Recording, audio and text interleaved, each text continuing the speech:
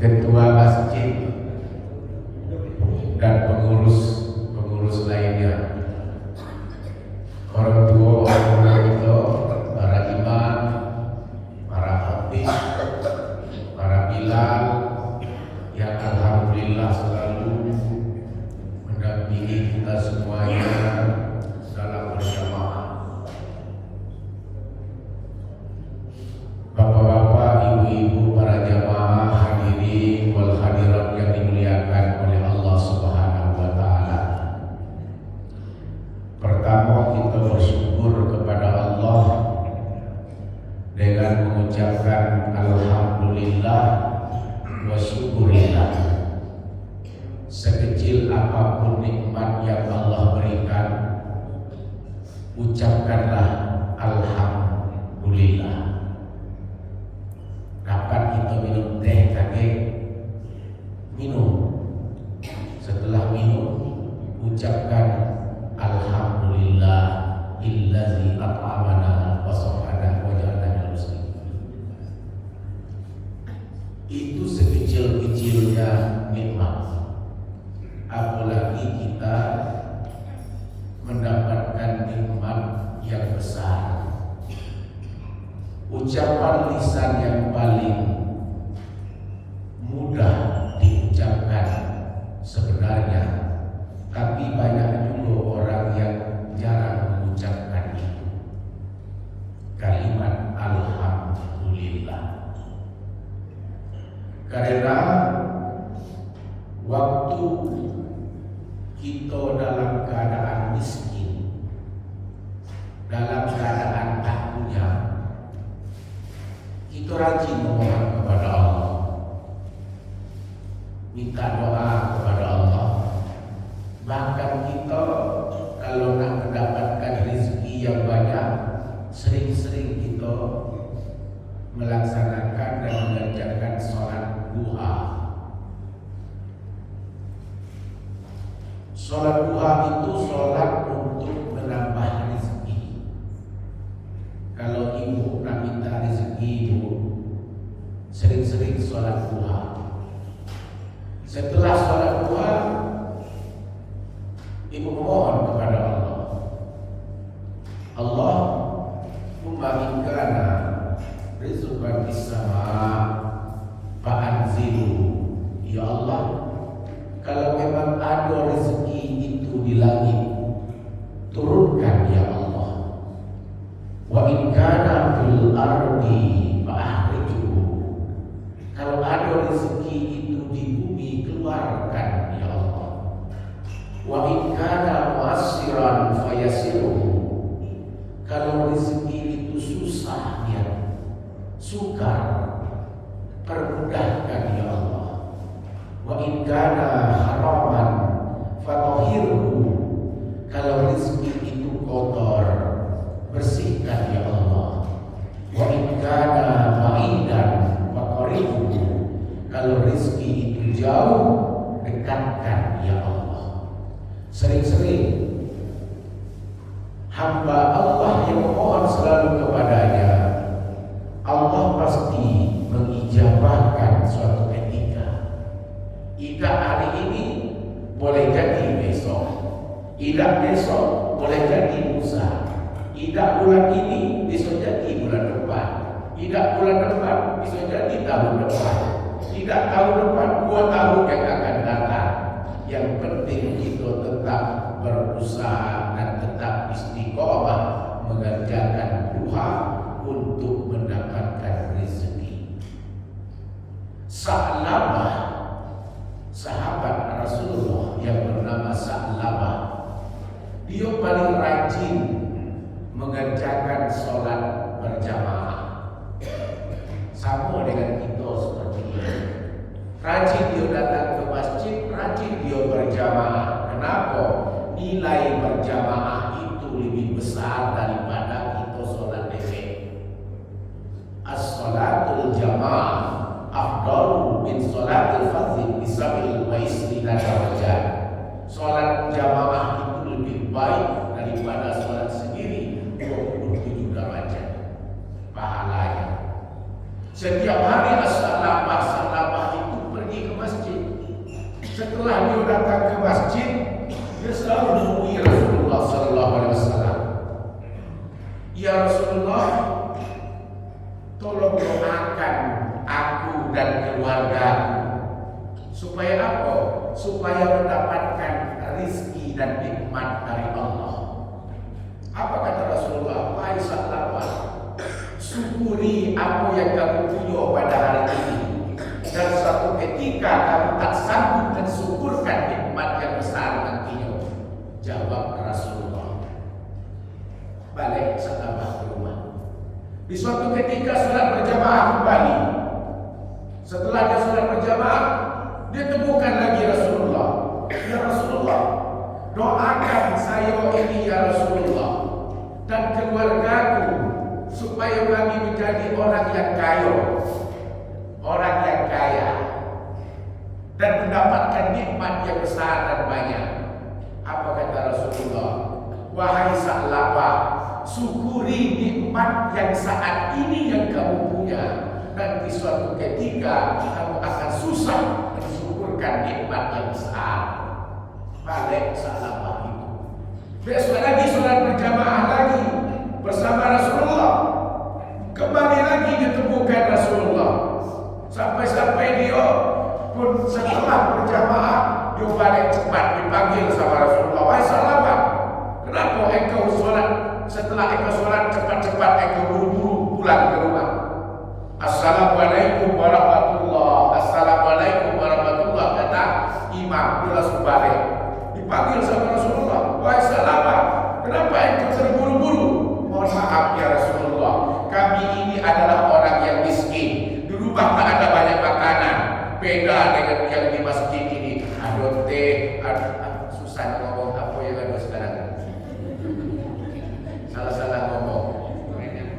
Gorengan. Ada gorengan. Di rumah ada ya Rasulullah.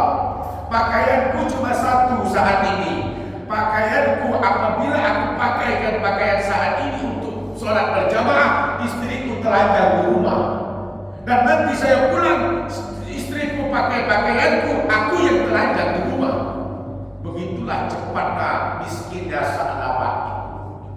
Dan Rasulullah tolong doakan keluargaku bahwasanya aku janji kepada Allah, apabila aku diberikan nikmat Allah, pasti hak-hak Allah akan aku tunaikan ya Rasulullah.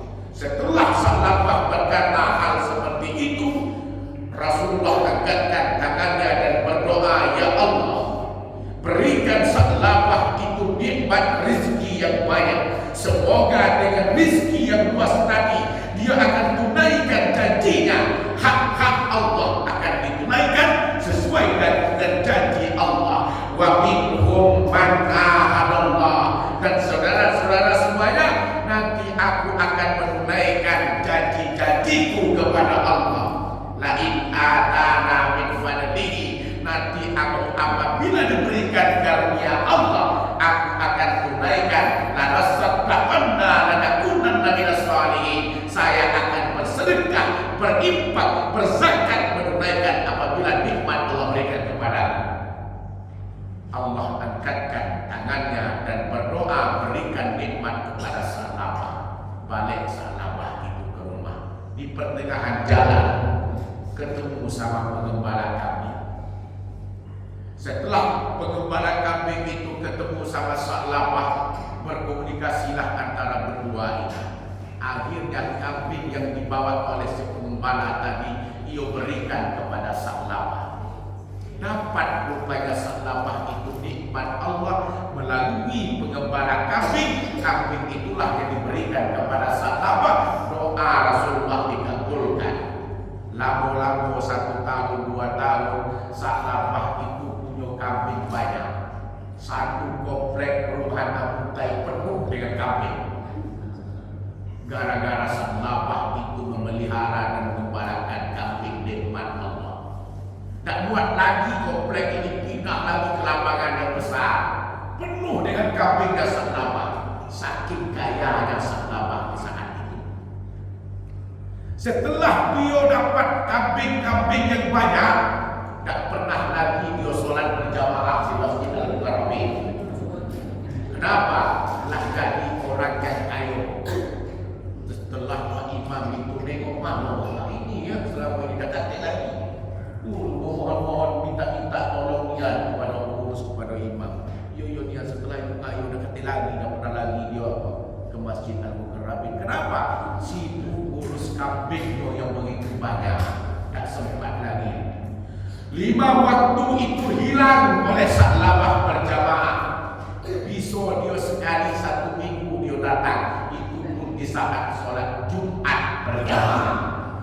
Begitulah orang yang telah memberikan nikmat yang banyak, rezeki yang luas, lupa dengan menghadap Allah. Suatu ketika Rasulullah menjadi imam, ditengoknya ke belakang, mana salafah? Tak pernah lagi aku tengok salafah itu berjamaah. Wahai sahabatku, coba kamu pergi ke rumah salafah. Katanya dia sudah jadi orang yang kaya, mintakan zakatnya, berikan kepadaku. Berangkat sahabat Rasulullah itu pergi menemui ke rumahnya Sa'labah. Apa kata sahabat? Ya Sa'labah, aku diperintahkan oleh Rasulullah untuk menemuimu, untuk meminta sebagian daripada hakmu zakatmu sesuai dengan apa yang kamu sampaikan dulu waktu minta doa kepada Rasulullah. Apa kata Sa'labah? Sahabat, tidak ada zakat, tidak ada sedekah, tidak ada infak. Minimal saya kasih kamu transportasi untuk balik itu peti dia sore. Tak ada zakatnya. Dia tak mau mengeluarkan zakat, dia tak mau bersedekah, tak mau apa. Cuma upah pergi ke sana mereka kasih 100.000, baliklah kamu. Diadulah sahabat itu kepada Rasulullah. Ya Rasulullah, kami sudah tunaikan apa yang kau perintahkan kepadaku untuk berangkat ke rumah Sa'labah untuk memintakan zakatnya. Apa kata Sa'labah? Tidak ada sedekah, tidak ada zakat, tidak ada infak, dan bahkan upeti yang diberikan kepada kami. Coba transport 100.000. Turun ayat Al-Quran itu yang dikatakan tadi. Wa minhum man ahadallah. Dulu dia berjanji kepada Allah, la in atana min fadlihi, kalau dia diberikan karunia oleh Allah, lanasaddaqanna wa lanakunanna minas sholihin. Dia berjanji nak bersedekah, dia dah berjanji menunaikan hak-hak Allah. Kedengaran oleh Rasulullah saat itu, maka kata Rasulullah, laknatullah kepada Sa'labah, laknatlah bagi Sa'labah karena dia sudah kubur nikmat. Terdengar oleh saudara atau keluarganya Sa'labah di saat Rasulullah katakan ayat itu, disampaikan kepada Sa'labah, wahai Sa'labah, Rasulullah sangat marah kepada engkau. Kenapa turun ayat waktu itu engkau akan menunaikan janjimu, tapi hak-hakmu tidak engkau berikan di saat sahabat menemuimu waktu itu.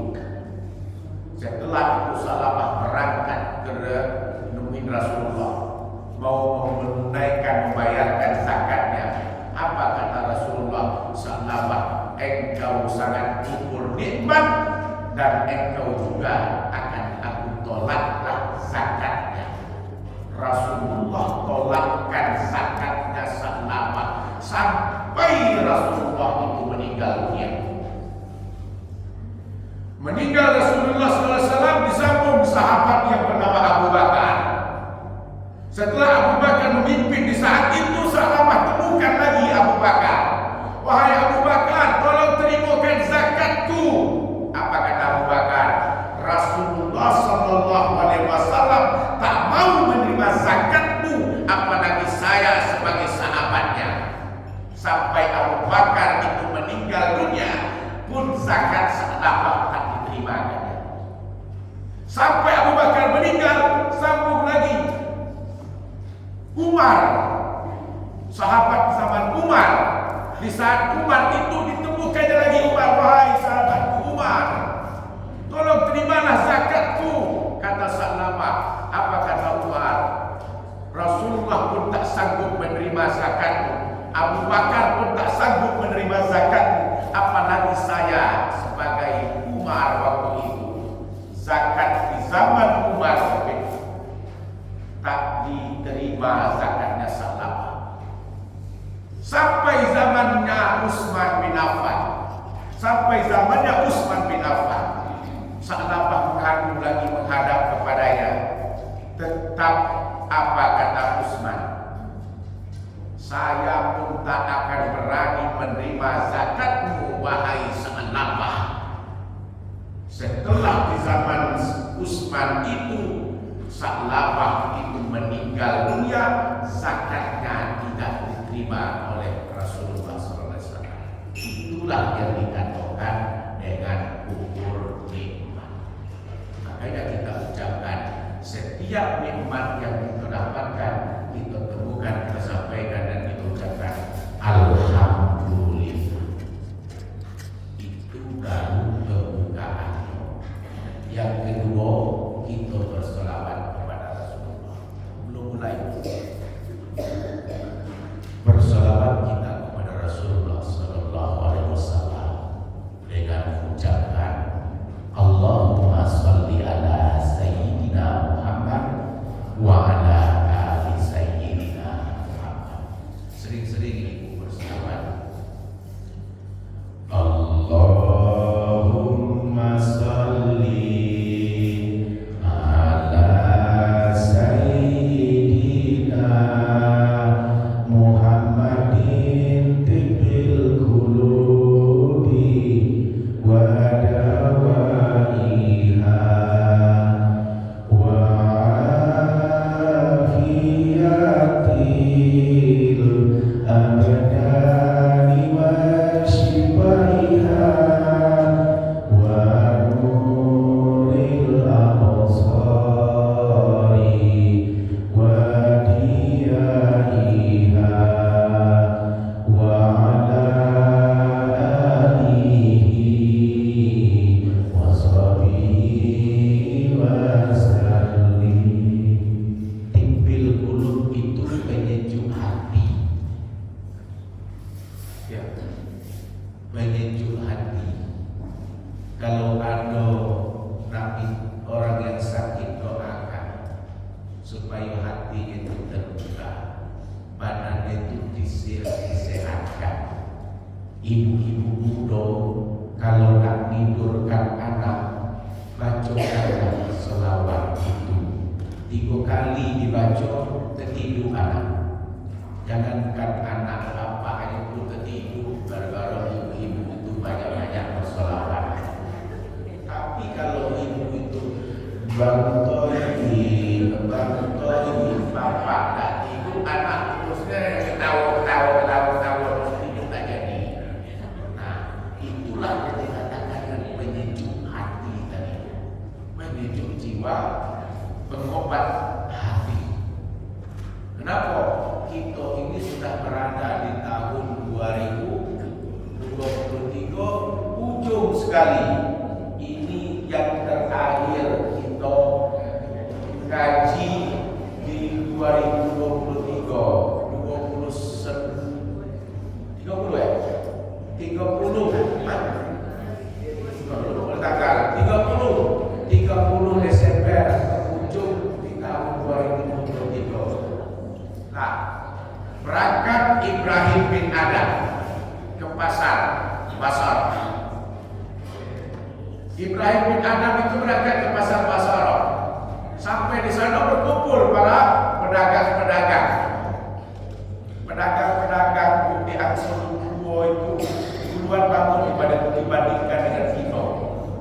Jam 2 itu pasar itu ramai. Lalu buka kalau pasar. Jam 2 kapan? Jam 2 subuh.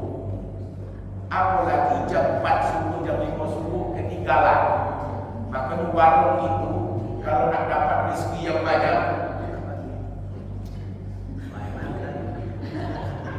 ada kebanyakan siapa? Itulah yang tiga, kopinya 3, 2, teh seko. Ada tambahan ketan. Ya.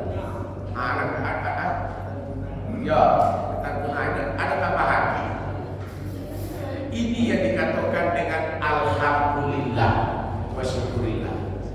Berangkat Ibrahim Ibrahim bin Adam itu ke pasar Basarah, kumpul seluruh jamaah Ansor, pedagang-pedagang Ansor itu kumpul di saat itu. Setelah kumpul ditemuinya Ibrahim bin Adam. Wahai Ibrahim bin Adam, sekarang kan di penghujung tahun 2023. Waktu di tahun 2023 itu saya pernah merencanakan pertama saya berniat berhajat. Pertama, ya Allah, pokoknya mulai tahun 2023 ini saya niatkan dan rencanakan bagaimana caranya saya bisa menunaikan umroh 2023. Itu rencana kita, niat hajat kita. Pokoknya 2023 saya bisa menunaikan ibadah umroh minimal. Yang kedua, bagaimana besok anak saya besok kelas 3 SMA, kalau dia lulus di tahun ini akan aku kuliahkan di universitas di mana dia ingin sekolah. Niat hajat kita orang tua. Yang ketiga, berniat lagi di tahun 2023 ini saya akan tingkatkan rumah saya mulai dari 1 tingkat menjadi 2 tingkat, mulai dari 2 tingkat menjadi 3 tingkat dan 4 tingkat. Beda tuh tingkat 1, tingkat 2, tingkat 3 itu beda itu. Kalau tingkat 1 200 juta, tingkat 2 200 juta juga. Kalau 3 tingkat 600 juta. Niat, rencana. Di 2023 saya merencanakan tidak lagi pakai mobil-mobil Avanza itu. Akan saya ganti dengan mobil Innova. Kapan? 2023. Di 2023 saya saat ini menjadi guru tak SD, tak SMP, tak SMA. Mulai 2023 bagaimana cara jabatan itu jadi kepala sekolah. Kapan? 2023. Saya akan merencanakan lagi di 2023 bagaimanapun caranya anakku ini yang cewek ini kalau ketemu dia jodoh akan aku nikahkan di tahun 2023. Masuk tanggal 30 Desember saat ini 2023, satu umroh tidak jadi. Nak tegakkan rumah 3 tingkat tidak terpenuhi. Nak ganti Innova, boro-boro ganti Innova Avanza pun dijual. Nah, apa lagi? Nak naik jadi kepala sekolah, dipindahin malah. Guru SD sini dipindahkan lebih jauh lagi. Terus nak nikahkan anak, mau menikahkan anak jodohnya ada. Ngadu dia kepada Ibrahim bin Adam. Wahai Ibrahim bin Adam, kenapa 2023 kami sudah merencanakan itu semuanya ditolak kalau itu semua, tak ada satupun yang dikabulkan. Bukannya Allah itu sudah berjanji mengatakan ud'uni astajib lakum. Bukannya Allah itu sudah mengatakan apabila kita memohon kepada Allah pasti Allah akan mengijabahkan semua doa-doa kita. Kenapa rencana-rencana itu di 2023 ini tak ada yang tercapai, wahai Ibrahim bin Adam? Tinggal 1 hari lagi di 2023 habis, nak masuk 2024. Jawab Ibrahim bin Adam, wahai para pedagang-pedagang, para penjual-penjual yang ada di Ansur ini. Itu yang paling besar kan Ansur yang ada di pasar Ansur ini.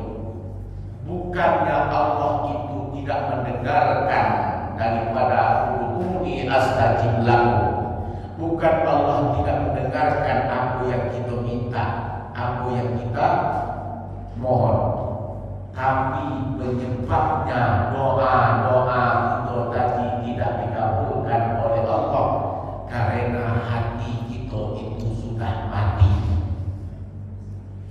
Sudah mati hati kita lah mati, maka doa-doa kita tak ada yang dikabulkan. Bagaimana matinya? Khatamallahu ala qulubihim wa ala sam'ihim wa ala absarihim bisawat walau azab. Allah kunci hati itu, Allah kunci pendengaran, Allah kunci penglihatan, Allah kunci hati. Nanti tunggu biasa.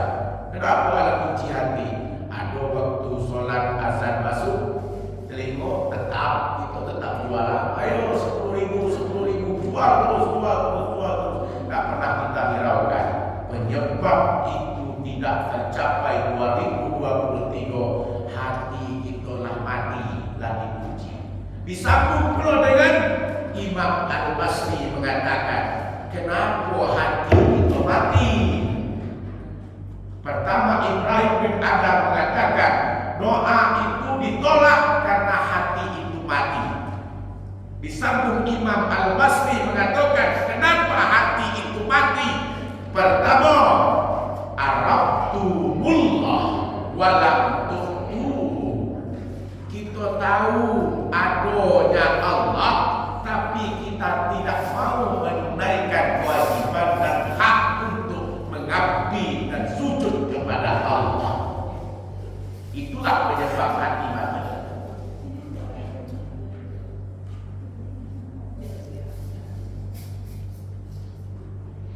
Jadi Al-Basri mengatakan hati yang mati tadi itu adalah karena araftumullah walam tuhtuhu. Kita mengetahui siapakah yang menciptakan langit dan bumi? Allah. Siapakah yang menciptakan kita? Allah. Siapakah yang mengetahui atas segala semuanya? Allah. Cuma sekedar tahu tapi tidak walam tuhtuhu, tidak menunaikannya. Itulah ciri hati orang yang mati. Pertama, tidak mengetahui tapi tidak menunaikan. Banyak lalai daripada menunaikan. Yang kedua, kita sampai 3 juga. Sampai 3 selesai, kita sampai panjang subuh itu. Sampai 3 subuh pengajian. Ibu, Pak makan sabila tadi Pak. Ayo, pagi itu dingin, itu ada AC, tambah dingin, tambah keras. Iya, tambah keras, tambah AC. Nah, yang kedua, cepat dingin, tengok. Yang kedua, kenapa hati itu mati? Akaltum nikmat tarabbikum walam tashkurun. Akaltum nikmat rabbikum walam tashkurun. Kita makan nikmat Allah tapi tak bersyukur dan mensyukuri nikmatnya. Pagi ini nih, pagi ini dikasih kue, dikasih gorengan, dikasih kopi, dikasih teh. Akal tuh makan nikmat dari mana? Nikmat Allah melalui tangan hamba yang bersaudara. Makan kita nikmat Allah, tapi tidak pernah bersyukur gitu kan. Padahal mengucapkan alhamdulillah gara-gara saya sholat subuh berjamaah dapat minum kopi gratis lagi. Tidak jadi saya minum kopi di rumah. Alhamdulillah sampai saya sarapan di luar, tidak jadi saya sarapan, dikasih sarapan. Gara-gara apa? Gara-gara sholat subuh berjamaah 2 rakaat. Akal tuh nikmat rabbikum walam tashkurun. Kita makan nikmat Allah dan kita jarang bersyukur. Siapa yang pernah buat kopi dan teh ini?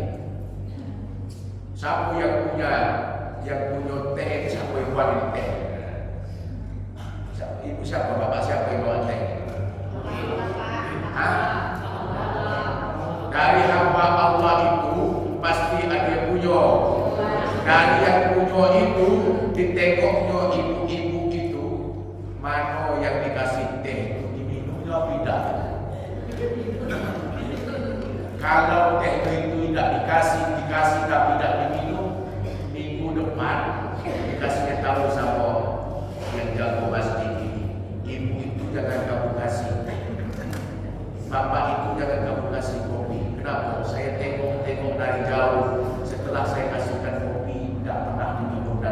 dihabiskan. Setelah dikasih doa tak pernah diminum dihabiskan. Tidak bersyukur nikmat yang apa yang diberikan untuk makan. Kasih lagi kue, besok katakan mengharapkan yang lebih besar kue, tak aku kirimkan ke masjid. Kenapa? Dikasih kue tak makankan. Apa bagi orang yang bersedekah itu apa? Iba hatinya. Setelah saya bersedekah, nikmat makanan kepada orang tak dimakan sama orang.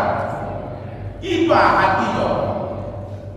Orang tak mau bersedekah makanan, tapi saat saya mau bersedekah makanan itu tidak dimakan sama orang tersebut. Iba hatinya. Besok kalau aku mengurus masjid minta saya makanan, tak akan saya kasih. Lebih bagus saya kasihkan makanan kepada orang yang ada di luar sana dibandingkan ke masjid. Kenapa? Tak dimakannya. Akan tumnikmat rabbikum walam tashkurun. Allah berikan makanan melalui tangan orang yang sedekah, tapi tak bersyukur. Apa ucapan rasa syukur itu? Diminum, Bu. Ucapan rasa syukur kita terhadap makanan itu minum kopi dan teh. Kalau kopi itu diminum, besok pasti orang yang mengirimkan kopi, alhamdulillah nikmatnya kopiku. Kenapa? Habis. Berarti orang mau meminta kepada kopi dan teh. Itulah penyebab mati hati itu adalah kita makan dengan makanan pemberian Allah melalui tangan orang lain. Kita tidak akan mau bersyukur kepada Allah. Setelah saya ucapkan itu, ibu rame dan kencang makan. Ustaz terserah dan dia kocek-kocek dan panik itu penting saya tak makan kakek tidak habis gitu juga dikedokan. Tapi Pak Talib tetap di saat Ustaz bila bikin beliau itu saya tengok taruh lagi yang bisa beradaptasi ya. Alhamdulillah. Yang ketiga, kenapa hati kita mati, doa kita tidak diijabah oleh Allah? Al-hayatul akhir wa iyal maut. Hidup ini bu ada ujungnya. Hidup ini ada batas umurnya. Hidup ini ada batas ketentuannya, yaitu mati. Maka hadis Rasulullah katakan, hidup ini perjalanan. Perjalanan itu sangat panjang. Kun fid dunya ka'annaka gharib, kata Rasulullah. Kita hidup ini penuh dengan perjalanan. Perjalanan itu adalah perjalanan yang sangat panjang. Awabirun sabil. Supaya perjalanan yang panjang itu kira-kira bekal apa yang akan kita bawa. Ibu nak berangkat haji, mendengarkan kata ibadah haji itu 40 hari. Alangkah lama 40 hari. Disiapkanlah bekal koper yang sangat besar, diisikan segala-gala baju itu untuk 40 hari. Berat itu dibawa. Sudah dikasih tahu sama pengurus waktu beribadah haji, Pak, jangan bawa baju banyak-banyak. Bawa yang ada naik. Di situ tuh ada lalu. Yang penting duit Bapak Ibu bawa banyak-banyak. Nah, tidak usah diisi koper itu banyak-banyak. Nanti kapan nanti balik susah. Tidak mau didengar apa yang dibilangkan pembimbing tadi. Karena jauh 40 hari kita melaksanakan ibadah haji, dipadat-padatin juga itu koper. Kenapa? Bekal perjalanan hidup yang panjang dan jauh akan aku siapkan bekalnya. Setelah bekal itu dipadati, dipenuhi dengan koper yang tadi, dibawa sampai ke Mekah. Tiba di Mekah tak dipakai-pakai sebenarnya. Bahkan ditambah-tambah, dibeli-belikan lagi, tak kuat lagi koper itu. Ujung-ujungnya apa? Paketkan. Apa kata pembimbing tadi? Lah aku katakan sebelumnya, tak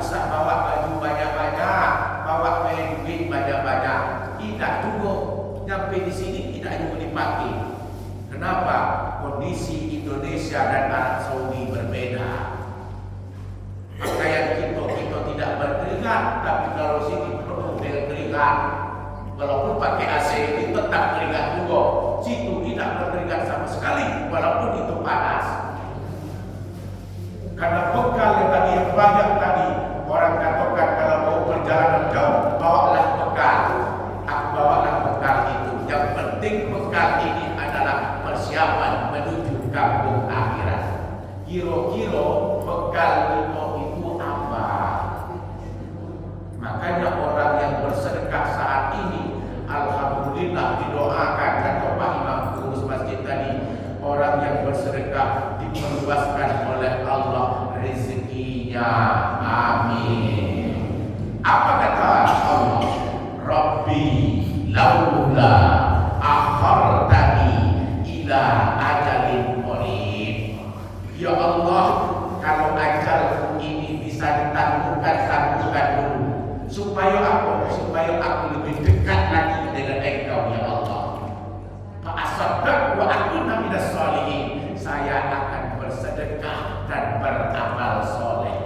Bu, karena al-hayatul akhir, hidup itu ada akhirnya. Wahyal maut adalah batasnya, adalah kematian. Bahwa hidup itu ada kematian, maka jangan berhenti untuk sedekah. Pak Asadda, hari ini ketan ini lain lagi bunyinya, itu lain lagi gimana kenaran ini. Nah, hari ini kita punya ketan, besok bisa jadi lagi, bisa bertambah di 2024. Saya berdiri dan berhajat setiap minggu saya akan menyumbangkan makanan di Masjid Al-Mukarramin. Kapan? 2024 setiap Sabtu pagi. Niat berhajat. Ma'asallahu wa akuna minas sholihin. Kaget ibu masuk ke dalam kubur, baru ibu mengucapkan ayat itu. Rabbi laula akhartani ya Allah. Kenapa cepat Engkau panggilkan aku? Tak bisa Engkau tundakkan dulu kematianku. Kenapa? Aku akan dekat dengannya. Aku akan bersedekah dan beramal soleh. Apa kata Allah? Terlambatlah sudah. Jadi tiga inilah kenapa doa kita ditolak, hati kita mati, karena hati mati dengan tiga hal ini. Kalau tidak mau bersedekah, makan baiklah. Bersedekah juga tidak mau, makan baik apa yang disedekahkan. Kalau tidak